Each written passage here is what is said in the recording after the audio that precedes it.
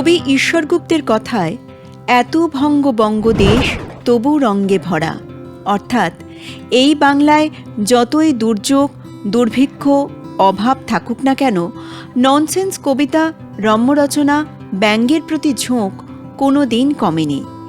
প্রহসন এখানকার মানুষের রঙ্গ, পাশাপাশি ব্যঙ্গচিত্র বা কার্টুন বাংলার সাংস্কৃতিক ঐতিহ্যকে করেছে পরিপূর্ণ।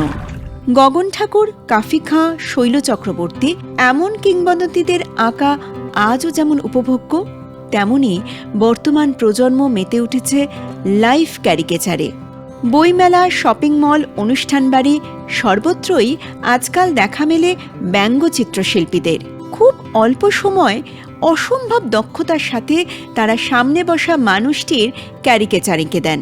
কেউ ফাইন আর্টস নিয়ে পড়াশুনো শেষে বেছে নিয়েছেন এই পেশা, কেউ বা আবার প্রথাগত শিক্ষা ছাড়াই শখে আঁকেন ক্যারিকেচার।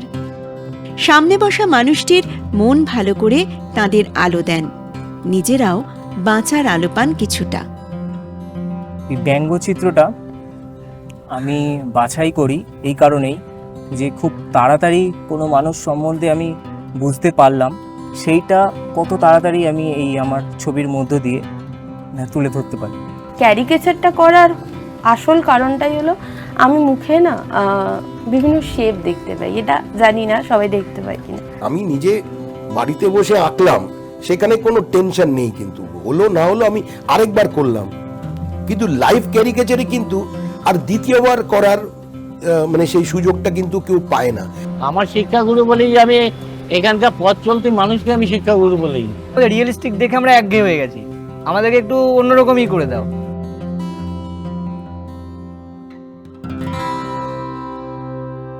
বাংলায় ক্যারিকেচার শুরু হয় মোটামুটি 150-125 বছর আগে, এবং তখন এই শিল্পটাকে ঠিক পুরোপুরি ক্যারিকেচার না বলে আমরা বলতে পারি যে ব্যঙ্গচিত্র। এবং এই ব্যঙ্গচিত্র প্রথম শুরু হয় আমাদের সুকুমার রায়ের হাত দিয়ে। পরবর্তীকালে আমরা দেখেছি গগনেন্দ্রনাথ ঠাকুর, যতীন সেন, এদের ব্যঙ্গচিত্রে এরা বিভিন্ন মানুষকে যেভাবে এঁকেছেন, আমার মনে হয় আমরা ক্যারিকেচার জিনিসটাকে আমরা তখন থেকেই আমরা বাংলা সাহিত্যে বা বাংলা পত্র পত্রিকাতে আমরা ক্যারিকেচার জিনিসটাকে দেখতে আরম্ভ করেছি। পরবর্তীকালে যখন এই সংবাদপত্র, দৈনিক সংবাদপত্রের যে যুগটা শুরু হয়, তখন থেকে কিন্তু নিয়মিতভাবে এই ব্যঙ্গচিত্র শিল্পী যারা, তারা ক্যারিকেচার জিনিসটাকে বা এই ক্যারিকেচার শিল্পটাকে আলাদাভাবে গুরুত্ব দিতে আরম্ভ করেন। বসন্ত প্রথম করে, সেই সাহসটা দেখায়, কিন্তু দীর্ঘস্থায়ী হয়নি কাগজটি, মাত্র 2 বছর চলেছিল। এবং তার পিছনেও একটা মানে মোটিভ ছিল যে কেন কাগজটা বার করা হলো ইত্যাদি, রাজনৈতিক একটা ছিল, একটা কারণ ছিল। তো তারপরে আস্তে আস্তে সেখান থেকেই ক্যারিকেচার চর্চা এটার শুরু। কলকাতার ভিজুয়াল আর্ট প্র্যাকটিশনার দীপ্ত পাল 2023 সালে বেঙ্গল ফাইন আর্টস কলেজ থেকে স্নাতক হন। শিয়ালদহ স্টেশনে বসে সাধারণ মানুষের মুখাবয়ব দেখে তাদের ক্যারিকেচার আঁকতে ভালোবাসতেন দীপ্ত। কত মানুষ হেঁটে যাচ্ছে, তাদের বিচিত্র ভঙ্গি, শরীরী ভাষা সব লক্ষ্য করতেন একজন শিল্পীর চোখ দিয়ে। সেখান থেকেই পথ চলা শুরু। এমন হাজারো অভিব্যক্তিকে তুলির টানে ব্যঙ্গচিত্রে রূপান্তর করাই তাঁর প্রিয় কাজ।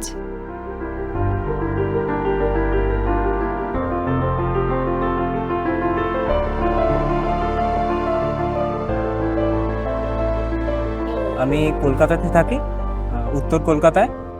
এই কুমারটুলি ঘাট, বাগবাজার ঘাট, এই সমস্ত জুড়েই আমার ছোটোবেলা কেটেছে।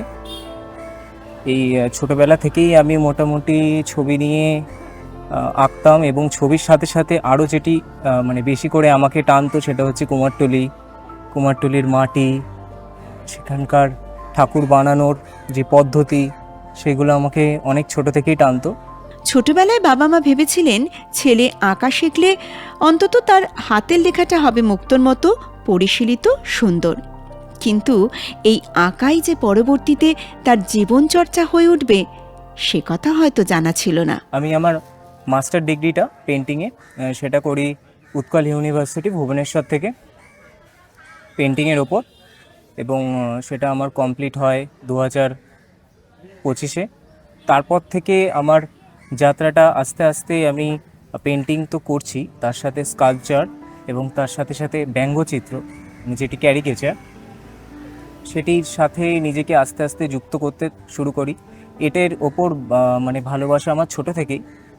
বিভিন্ন খবরের কাগজের মধ্যে রাজনৈতিক কার্টুন যেগুলো, সেগুলো আমাকে বেশ আকর্ষণ করতো, এবং তার সাথে সাথে আমার বিভিন্ন মানুষজনদের ক্যারেক্টার, তাদের চরিত্র, তাদের সঙ্গে কথা বলে তাদের ভেতরকার যে মানুষটা, সেটাকে কিছুটা আমার ছবির মাধ্যমে তুলে ধরার চেষ্টা করি আমি। সুযোগ খুব কম। আগেকার দিনে এই যে বললাম, সংবাদপত্রে অডেল জায়গা পাওয়া যেত এবং উৎসাহ দেওয়া হতো, ক্যারিকেচারিস্টদের আলাদা একটা স্পেস দেওয়া হতো। এটা সারা পৃথিবীতেই এখন এই জায়গাটা কমে আসছে। কিন্তু এখনো যদি কেউ মনে করে যে খুব ভালো কিছু একটা করব এবং নিজেকে যদি প্রমাণ করতে পারে যে তার ক্যারিকেচার একটা মাত্রা এনে দিচ্ছে, একটা নতুন জায়গা তৈরি করছে, একটা নতুন বার্তা এনে দিচ্ছে, আমার মনে হয় যে সেখানে একটা সম্ভাবনা নিশ্চয়ই আছে।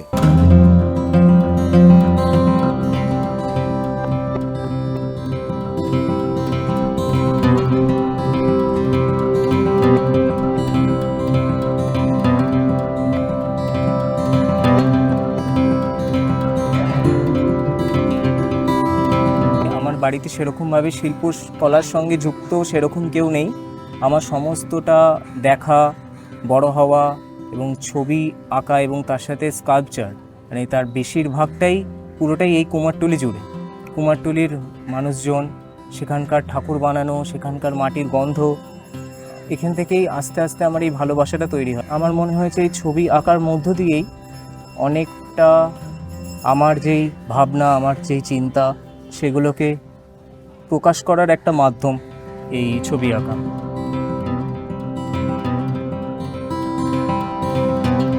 ছবি তো বিভিন্ন রকম হয়।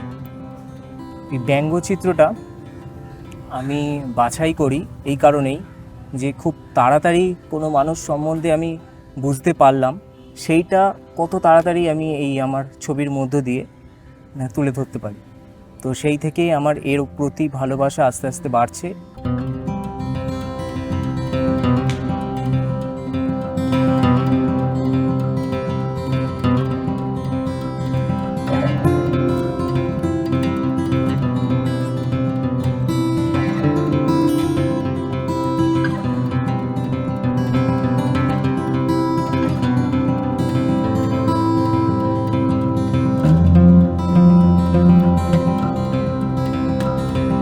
মুর্শিদাবাদের মনীন্দ্রনগর গ্রামের ছেলে বোজেন্দ্র কুমার বিশ্বাস ছোটবেলা থেকেই আঁকা শিখেছেন আর্থিক সমস্যা নিয়ে। 2019 সালে অ্যানিমেশন নিয়ে পড়াশোনা শেষ করে স্টোর বোর্ড আর্টিস্ট হিসেবে কিছুদিন কাজ করেন। বর্তমানে একজন ক্যারিকেচার আর্টিস্ট হিসেবে পৌঁছে যান বিয়েবাড়ি, জন্মদিনের নিমন্ত্রণ কিংবা কর্পোরেট ইভেন্টে।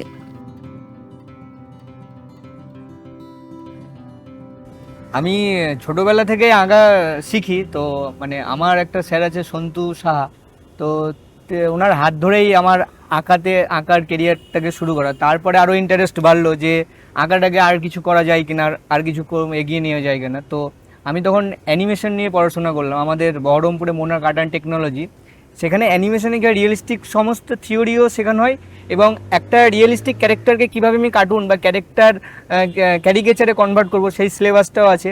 তো আমি প্রথমে আমি অ্যানিমেশনে জব করতাম। তারপরে আমি এখন বাড়ির থেকে ফ্রিল্যান্সিং করি এবং মাঝে মাঝে কী করলাম যে ওই কার্টুনটাই আমি যদি সামনাসামনি মানুষকে আঁকি তো কেমন রিয়াকশন পাই, আমি একটা এক্সপেরিমেন্ট করার জন্য আমি প্রথমে আর্ট ফেয়ার বিভিন্ন ইভেন্টে বসি।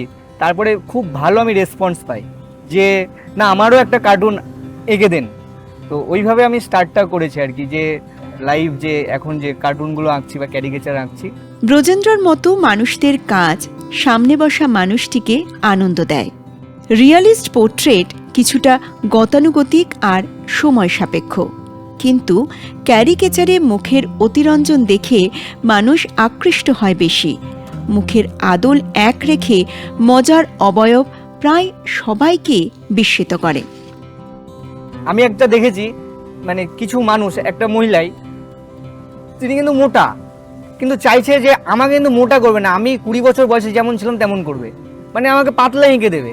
আমি যখন এক্সপেরিমেন্ট করে ওর ক্যারেক্টারটাকে ডিফাইন করে আমি ওই পাতলা আঁকনি, উনি এত খুশি হয়েছেন, বলছে তুমি সত্যিই আমাকে 20 বছর 18 বছর করে দিয়েছো। এই একটা আমি মজা একটা পেয়েছি, যে ওনারা চাইছেন আমি একটু ডিফারেন্ট দেখতে চাই।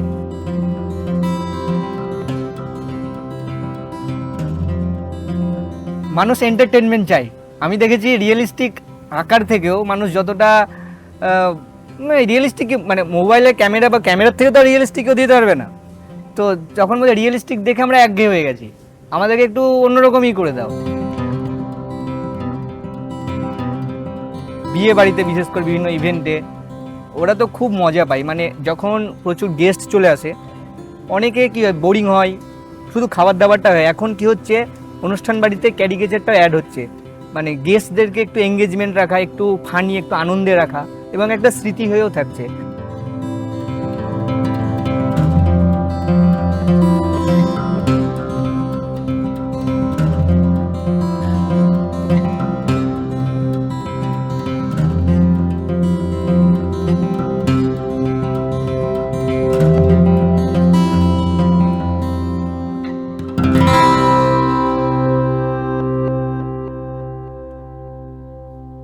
ক্যারিকেচারের যে প্রাথমিক কথা সেটা কিন্তু ড্রয়িং, খুব স্ট্রং ড্রয়িং থাকতে হবে, এবং সেইখানে কিন্তু কোনো শর্টকাট হয় না।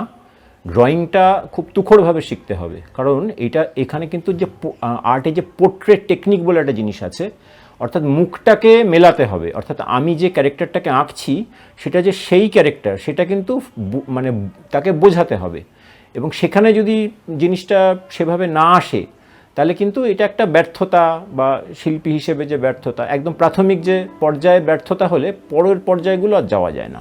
সেজন্য আমরা ক্লাসিক্যালভাবে যদি শিখতে চাই তাহলে পেন্সিল দিয়ে খুব সুন্দর করে আউটলাইন, তারপরে ইঙ্কিং, তারপরে কালার, এইটাই। কিন্তু এখন যে নতুন টেকনোলজি এসেছে তাতে ট্যাবে আঁকা হয়ে যাচ্ছে এবং কালারগুলো চেঞ্জ করা যাচ্ছে, মিডিয়ামটা ভীষণ ফ্লেক্সিবল হয়ে যাচ্ছে। তা সেটার উপর নির্ভর করে না, কিন্তু যে ভালো আঁকবে সে হয়তো একটা কাঠকয়লা দিয়েও ভালো এঁকে দেবে, কিন্তু সেই ড্রয়িংটা, তার যে ড্রাফটসম্যানশিপটা সেটা খুব তুখোড়ভাবে হতে হবে। এবং ক্যারিকেচারের যে মূল ব্যাপার, যে ক্যারেক্টারের যে নির্যাস, অর্থাৎ কারোর হয়তো নাকটা একটু মানে প্রয়োজনের তুলনায় বেশি লম্বা, বা তার চোখের একটা আলাদা বৈশিষ্ট্য আছে, সেইগুলিকে ধরে তার উপরে কাজ হয়, যাতে তার আরেকটা ব্যাপার হচ্ছে ব্যক্তিত্বের নির্যাসকে ফুটিয়ে তোলা। সেটা হচ্ছে ক্যারিকেচারের একটা মূল অংশ। আর যে ক্যারেক্টারকে আমি আঁকছি তিনি কি কাজ করছেন, সেই কাজের সঙ্গে তার যে সম্পৃক্ততা, সেটাও অনেক সময় ক্যারিকেচারের সঙ্গে চলে আসে।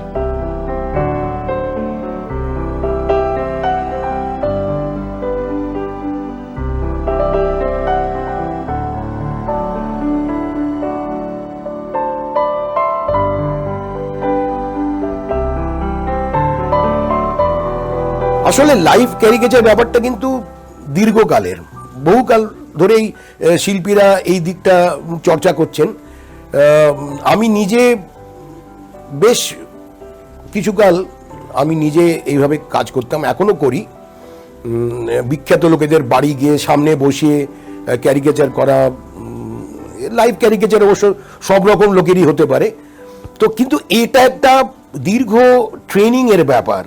আমি বাড়িতে বসে 4টে রেফারেন্স দেখে একজন মানুষকে আঁকলাম, আর আমি চটজলদি তাকে বসিয়ে, বিশেষ করে তারা যদি খুব বিখ্যাত মানুষ হয় তাহলে তারা তো আমার সঙ্গে বেশিক্ষণ বসবে না, সেখানে একটা টেনশন তৈরি হয়। এবং আমি খুব ভালোভাবে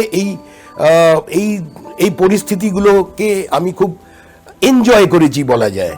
ওই সামনে বসে আঁকছি মানে তাকে তো দেখাতে হচ্ছে, এবং সে সঙ্গে সঙ্গে রিয়্যাক্ট করছে। তার যদি ভালো না লাগে তো সে রিজেক্ট করে দেবে।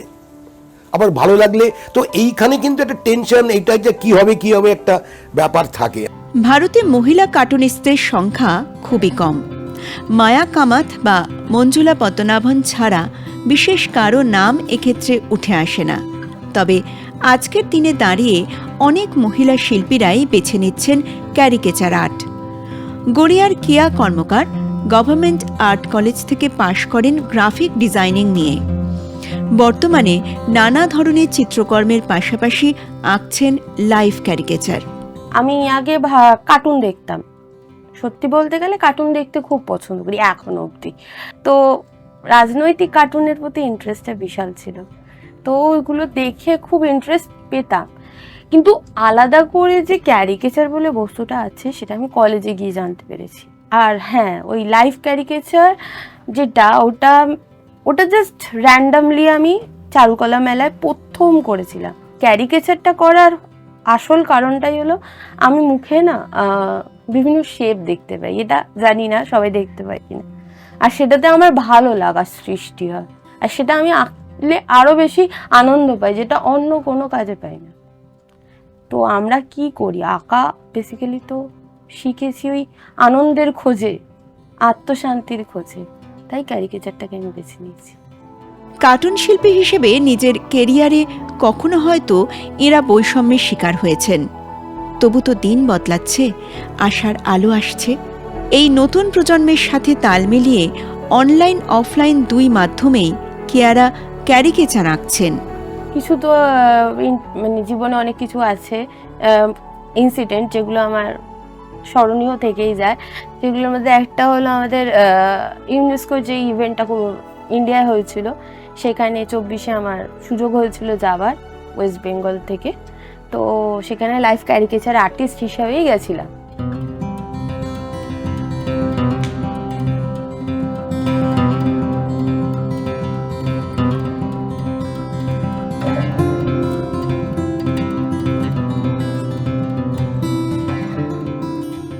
ছোট থেকে যে আর্ট ফিল্ডে আসার ইচ্ছা, সেটা মায়ের জন্যই হয়েছে। কারণ আমি যে আঁকতে পারতাম সেটা তো মা প্রথম বুঝতে পেরেছে। তো সেই কারণে আমার যে স্যারের কাছে ভর্তি হবা, সেখানে যে স্যারের কাছে ভর্তি নিয়ে যাওয়ার জন্য তো মারই উদ্যোগ ছিল। হ্যাঁ, এখনো পর্যন্ত বিভিন্ন ইভেন্টে যদি আমার প্রয়োজন হয় মাকে নিয়ে যেতে, আমার সবসময় থাকে, সবসময়।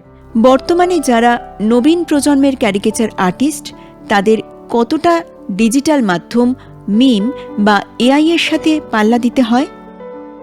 হ্যাঁ, এখন বিভিন্ন অ্যাপের মাধ্যমে এআই তো একটা খুবই মানে এখন সাধারণ মানুষ এআইয়ের উপর নির্ভরযোগ্য হয়ে উঠেছে।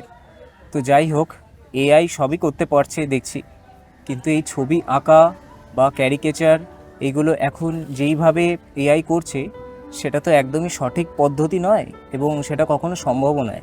একটা মানুষকে চিনতে গেলে তার সঙ্গে কথা বলে, তাকে সামনে থেকে না দেখে তার ক্যারেক্টারটা এবং তার ব্যক্তিত্ব, কি কথা বলতে চাইছে এবং তার ভাব ভঙ্গি কি বলছে, সেটা শিল্পীরা যেভাবে বুঝতে পারে, আমার মনে হয় না কোনো কম্পিউটার বা মেশিনের মাধ্যমে সেটা বোঝা সম্ভব বলে।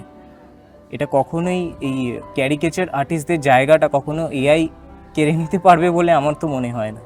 আজকের দিনে দাঁড়িয়ে যে পরিবেশ পরিস্থিতি হয়েছে, তাতে একজন ক্যারিকেচারিস্ট হয়ে শুধুমাত্র ক্যারিকেচার করে বা কার্টুন করে আজকে সাবসিস্ট করা বা ধরুন একটা ভদ্রস্থ ইনকাম করা ভীষণ কঠিন, প্রায় নেক্সট টু ইম্পসিবল আমি বলবো। তার অনেকগুলি কারণ আছে, তার মধ্যে আমি খুব শর্টে যদি বলি, যে সংবাদপত্র যেটা আমরা রোজ সকালবেলা উঠে পড়তাম, সেই সংবাদপত্র কিন্তু আস্তে আস্তে রিপ্লেসড হয়ে যাচ্ছে যে বিভিন্ন ধরনের সোশ্যাল মিডিয়ার দ্বারা। আর দ্বিতীয় হচ্ছে, এখন টেলিভিশনও কিন্তু মানে একটা কি বলবো, একটা সানসেট ইন্ডাস্ট্রির মধ্যে পড়ে গেছে, এই একটা ব্যাপার। সেকেন্ড হচ্ছে যে মানে রাইজ অফ সোশ্যাল মিডিয়া যেটা বললাম, সেখানে সোশ্যাল মিডিয়ার একটা ব্যাপার হচ্ছে, আমি সোশ্যাল মিডিয়ায় দেখছি কিন্তু ব্যাপারটা খুব তাৎক্ষণিক। সেখান থেকে হয়তো যারা কন্টেন্ট বানাচ্ছে, রিলস বানাচ্ছে, তারা হয়তো একটা রোজগারের পথ কখনো কেউ পাচ্ছে না, কিন্তু সেখানে ক্যারিকেচার করে সেই যে এফার্টটা দিচ্ছে, সেইখান থেকে তার রেভিনিউ জেনারেশন, ইনকাম জেনারেশন, সেটা ভীষণ কঠিন। যারা অ্যাকচুয়ালি ক্যারিকেচার করছে বা কার্টুনের লাইনে আছে, তারা কিন্তু অ্যাকচুয়ালি মানে গ্রাফিক ডিজাইন বা গেমিং বা অ্যানিমেশন এই ধরনের পেশার সঙ্গে আরও বেশি করে যুক্ত, সেখান থেকেই তার মূল রোজগারটা আসছে এবং ক্যারিকেচারটা অনেকটা শখের জায়গা, প্যাশনের জায়গা, সেটা হয়ে গেছে। আজকের দিনে দাঁড়িয়ে পলিটিক্যাল কার্টুন বা স্যাটায়ারের সুযোগ কি ক্রমশ কমে আসছে? যে লেগাসিটা গড়ে উঠেছিল সেটা কিন্তু অনেকটাই সেই সময় যুগান্তর ছিল বা অমৃতবাজার পত্রিকা ছিল, তারা কিন্তু যে প্রফুল্লচন্দ্র লাহিড়ী বা পিসিএল, যাকে আমরা বলি কাফি খান নামে তিনি এঁকেছেন, তাকে কিন্তু একটা বিরাট স্পেস দিয়েছিল। যেমন আর কে লক্ষ্মণ একটি মানে সারা ভারতে প্রসিদ্ধ একটি সংবাদপত্র সংস্থার সঙ্গে যুক্ত ছিলেন। কুট্টি, তিনি একটি মানে বিখ্যাত বাংলা কাগজের সঙ্গে যুক্ত, তাদের সেই স্পেসটা দিয়েছিল। এখন কিন্তু আপনি যদি সংবাদপত্রে দেখেন, বেশিটা মানে বিজ্ঞাপনকে তারা যতটা স্পেস দেবে, কার্টুনকে তারা ততটা স্পেস, মানে তার পলিটিক্যাল ইকোনমিটা অনেকটা পাল্টে গেছে, সে দেবে না। ফলে এখন কিন্তু সেই লেগাসিটা তৈরি হওয়াটা ভীষণই কঠিন। রাস্তাঘাটে চা কফি তো আমরা প্রায়শই খেয়ে থাকি, কিন্তু কফি কাপে কেউ যদি সুনিপুণভাবে এঁকে দেয় আপনার ব্যঙ্গচিত্র? হ্যাঁ, শ্যামাপ্রসাদ দে। টালিগঞ্জ মেট্রো স্টেশনের 1 নম্বর গেটের বাইরে তাঁর দোকান। সেখানে গেলে শুধু কফি খেয়েই ক্ষান্ত থাকেন না পথচারীরা। মানুষটির আঁকা চটজলদি ক্যারিকেচারে হাসি ফোটে ক্রেতার মুখ।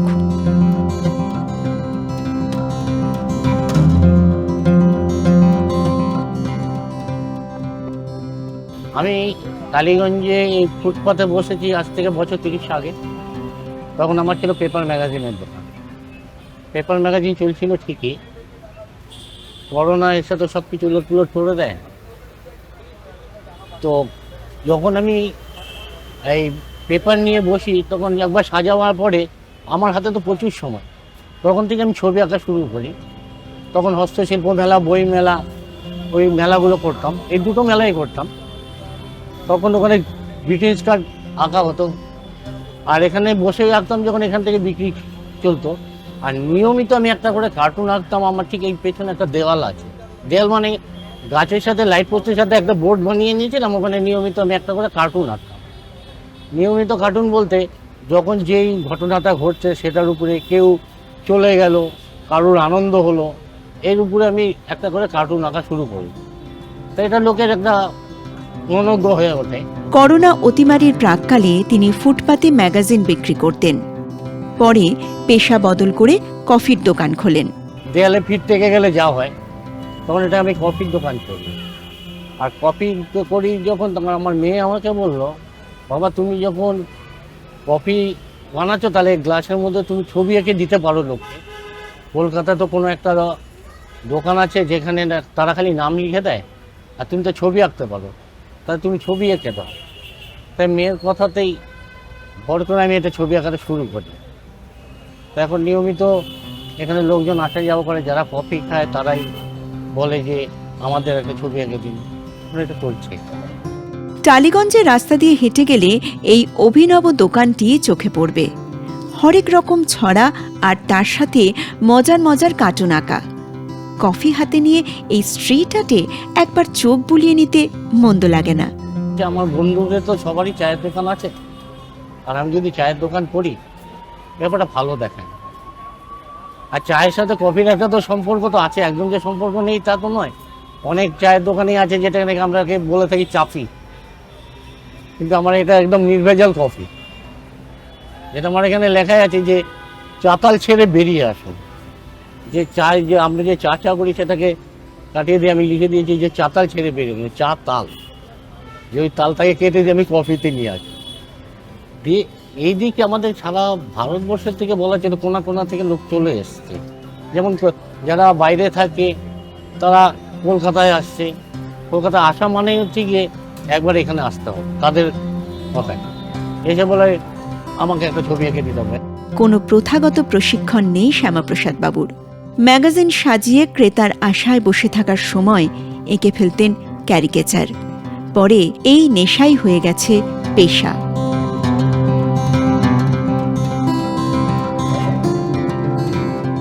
আমার শিক্ষাগুরু বলেই আমি এখানকার পথ চলতি মানুষকে আমি শিক্ষাগুরু বলেই, যে তারাই দেখে আমারটা, তারাই কেউ ভালো বলে, কেউ কখনো বলে এটা একটু এরকম বলে ভালো হতো না, আমরা ঠিক আছে দেখছি পরেরটা করে।